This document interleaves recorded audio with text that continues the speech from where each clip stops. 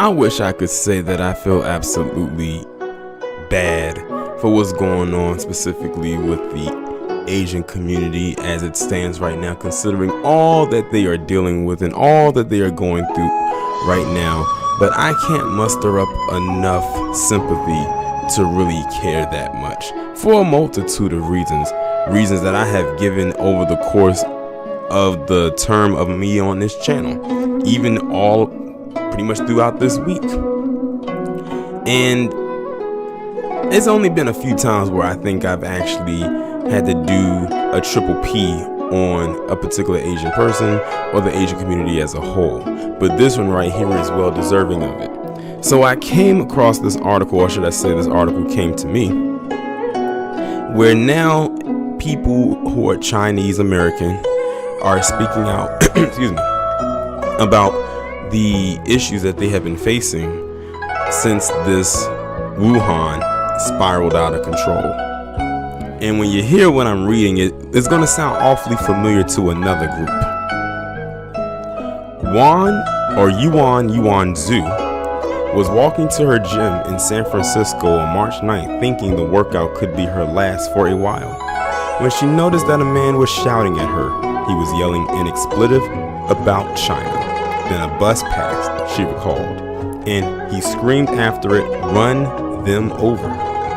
She tried to keep her distance, but when the light changed, she was stuck, waiting with him at the crosswalk. She could feel him staring at her, and then suddenly she felt it, his saliva hitting her face and her favorite sweater. In shock, Zhu, who was 26 and moved to the United States from China 5 years ago, hurried the rest of the way to the gym. She found a corner where no one could see her, and she cried quietly. That person didn't look strange or angry or anything, she said of her tormentor. He just looked like a normal person. As the Wuhan upends American life, Chinese Americans face a double threat. Not only are they grappling like everyone else with how to avoid the Wuhan itself, they are also contending with growing racism in the form of verbal and physical attacks. Other Asian Americans with families from Korea, Vietnam, the Philippines, Myanmar, and other places are facing threats too, lumped together with Chinese Americans by a bigotry that does not know the difference. Now, just hearing that part alone, that sounds awful like, like what we go through. Especially that last part when they said they were lumping these different groups in together. You know, under this system that we live in, they all see us as one big N-word, no matter which part of the diaspora you came from. If something pops off, then they are going to link us all together. And then the part with the spitting, we've dealt with that, even though that, I will say this, that is one of the most disgusting acts that you could ever do. I will admit that. The part where they said run them over, we've heard that too. Now you kind of see, welcome to our world. That's why I titled the video the way that I did. Because what you're hearing right now coming out of this article sounds very familiar with what we go through. In interviews over the past week, nearly 24 Asian Americans across the country said they were afraid to go grocery shopping, to travel alone on subways or buses, to let their children go outside. Many describe being yelled at in public, a sudden spasm of hate that is reminiscent of the kind of faced by Muslim Americans and other Arabs and South Asians after the terrorist attack of September 11th, 2001. It makes me also wonder, did some of those Asians back then, who may not fall into the South Asian category, torment Arabs and Muslims back then? If so, and they're still alive, hey, this is their just desserts as far as I'm concerned. But unlike 2001, when President George W. Bush urged tolerance of Muslim Americans, this time 45 is using language that Asian Americans say is inciting racist attacks. Trump and his Republican allies are intent on calling the Wuhan the Chinese virus, rejecting the World Health Organization's guidance against using geographic locations when naming illnesses, since past names have provoked a backlash, such as the Spanish flu, which we found out came from Asia as far as we know. Trump told reporters Tuesday that he was calling the virus Chinese to combat a disinformation campaign by Beijing officials saying the U.S. military was the source of the outbreak. He dismissed concerns that his language would lead to any harm. If they keep using these terms, the kids are going to pick it up, said Tony Dew, an epidemiologist in Howard County, Maryland, who fears for his son Larry. They say they're going to call my 8-year-old son a Chinese virus. It's serious. Dew said he posted on Facebook that this is the darkest day in my 20 plus years of life in the United States, referring to 45's doubling down on use of the term. While no firm numbers exist yet, Asian American advocacy groups and researchers say there has been a surge of verbal and physical assaults reported in newspapers into tip lines. San Francisco State University found a 50% rise in number of news articles related to the Wuhan and anti-Asian discrimination between February 9th and March 7th. The lead researcher, Russell Jung, a professor of Asian American Studies, said the figures represented just the tip of the iceberg because only the most egregious cases would be likely to be reported by the media. Russell has helped set up a website in 6 Asian languages to gather first-hand accounts. Some 150 cases have been reported on the site since it started last Thursday. Benny Luau, founder and chief executive of The Next Shark, a website focused on Asian American news, said the site used to get a few tips a day. Now it gets dozens. We've never received this many news tips about racism against Asians, he said. It's crazy. My staff is pulling double duty just to keep up. He said he was hiring 2 more people just to help. No one is immune to being targeted. Dr. Edward Chu, head of the emergency department at a large Manhattan hospital, is on the front lines of fighting the Wuhan. He said that over the past few weeks he had noticed people trying to cover their nose and mouths with their shirts when they are near him. Chu has been using his free time to buy protective gear like goggles and face shields for his staff in case his hospital runs out. On Wednesday night at the Home Depot, his cart filled with face shields, masks, and Tyvek suits. He said he was harassed by 3 men in their 20s who then followed him into the parking lot. I heard of other Asians being assaulted over this, but when you are actually ridiculed yourself, you really feel it, he said the following day. So in other words, it sounds to me like he really didn't care what happened to his fellow Asian brethren or sisterin, but now that it's happened to him, now he feels some type of way. A writer for The New Yorker, Jiang Fan, said she was taking out her trash last week when a man walking by began cursing at her for being Chinese. I never felt like this in my 27 years in this country, she wrote on Twitter on Tuesday. I never felt afraid to leave my home to take out the trash because of my face. Attacks have also gotten physical. In the San Fernando Valley in California, a 16-year-old Asian boy was attacked in school by bullies who accused him of having the Wuhan. He was sent to the emergency room to see whether he had suffered a concussion. In New York City, a woman wearing a mask was kicked and punched in Manhattan subway station, and a man in Queens was followed to a bus stop, shouted at, and then hit over the head in front of his 10-year-old son. People have rushed to protect themselves.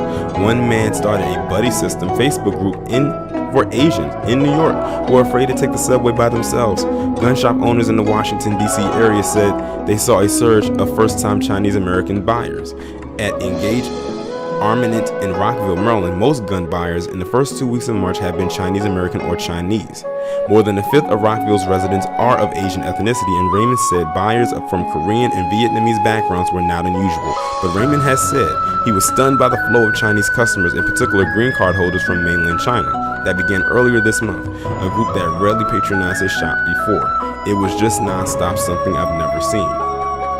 Raymond said that few of the Asian customers wanted to talk about why they were there, but when one of his employees asked the woman about it, she teared up. To protect my daughter, she replied. For recent immigrants like Du, who are in close touch with friends and family in China, the Wuhan, has been a screaming danger for weeks that most Americans seem oblivious to. Du is trying to remain hopeful. He spends his weekend training to become a volunteer with Maryland's emergency medical workers. He is a part of the group of Chinese Americans, scientists, who organized a GoFundMe account to raise money for protective gear for hospitals workers in the area. In 3 days, they raised more than $55,000, nearly in all small donations. But he said he was afraid of the chaos that could be unleashed if the U.S. death toll rises significantly. Already a gun owner, Du, age 48, said he was in the process of buying an AR-15 style rifle. Katrina is not far away, he said, alluding to the unrest in New Orleans following Hurricane Katrina in 2005. Amazing how he referenced Hurricane Katrina, and we know who that affected the most. And when all these bad things come, I am a minority. People can see my face is Chinese clearly. My son, when he goes out, they will know his parents are Chinese. For American-born Asians, there is a certain sense of being watched that is unsettling as it is unfamiliar. It's a look of disdain, said Chil Kong, a Korean American theater director in Maryland. It's a lot of Asians that's coming out of Maryland for this particular story. It's just, how dare you exist in my world? You are a reminder of this disease and you don't belong in my world. He added, it's especially hard when you grow up here and expect this world to be yours equally, but we do not live in that world anymore. That world does no longer exist. See, this is what happens when they have been peddled as the model minority for so long for palm-colored people, and now those same people are turning on them. See, they thought they were friends. They thought they were in. Now they're finding out that they're out. One debate among Asian Americans has been over whether to wear a mask in public. Wearing one risks drawing unwanted attention, but not wearing one does too. Zhu said her parents who live in China offered to ship her son. I'm like, please don't, she said. She said she was afraid of getting physically attacked if she wore one. Lots of my friends, their social media posts are all about this. We don't wear masks, it's kind of more dangerous than the virus. Now, I have to question whether that's entirely true, because it's not just Asian people out here that's wearing masks. I've seen black people wear them. I've been seeing palm-colored people wear them. Everyone else, not just them. So I'm trying to figure out, are they only attacking Asian people wearing masks? Or is that a bit of embellishment there? A 30-year-old videographer in Syracuse said he was still shaken from a trip to the grocery store when the man ahead of him in the checkout line shouted at him, "It's you people who brought the disease," and other customers just stared at him without offering to help. That same day, he said 2 different couples verbally abused him at Costco. "I feel like I'm being invaded by this hatred," said the man. Edward, who asked that his last name not be used because he feared attracting more attention. "It's everywhere. It's silent. It's as deadly as this disease." He said he had tried to hide the details of what happened from his mother, who moved to the United States from China in the 1970s. But there was one thing he did tell her. "I told her, whatever you do, you can't go shopping," he said.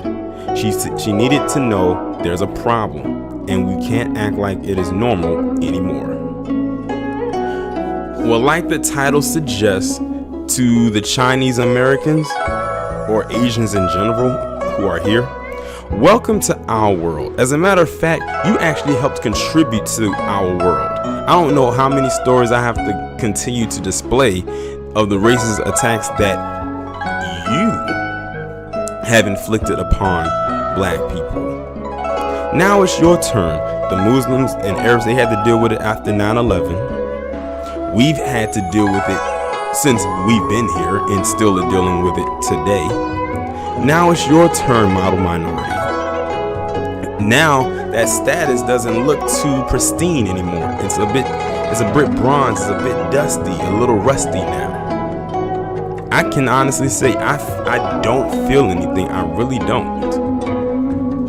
Like I said, China has to hold this L, and it's a huge L to hold, because this thing could have been contained, but they tried to shift the blame, and that didn't work. It got exposed. He kept trying to say people are being xenophobic. That's not working. It's just it's your time. This is your turn in America to have to deal with scrutiny. Everybody, for the most part, goes through it except a certain particular group. Well, they get theirs in a whole different way. They got theirs through low birth rates and opioid addictions and some other stuff. But it's just your turn. Everybody has had a turn. Now you're next up at the plate. You're now on the chopping block. And see, the thing is, I would say this could go away overnight, but as long as this thing sticks around, you're gonna face scrutiny for quite some time. And the way that they're talking about it, and they don't know the containment or how to control this thing, it's gonna be a while. So y'all better buckle up, because like they say, it's going to be a bumpy ride. And don't reach back and expect us to give you a helping hand, because we are not doing it anymore. Like I said in my other videos, we are not the mule. We are not going to carry your water. You're going to have to do this yourself. Don't come at us with that POC crap. If you want to do that, you go to every other community and you bypass us, or you at least bypass me, because That's it. We have completely washed our hands, literally, of your situation. Because now what has broken out from over there is affecting us. It's affected the globe.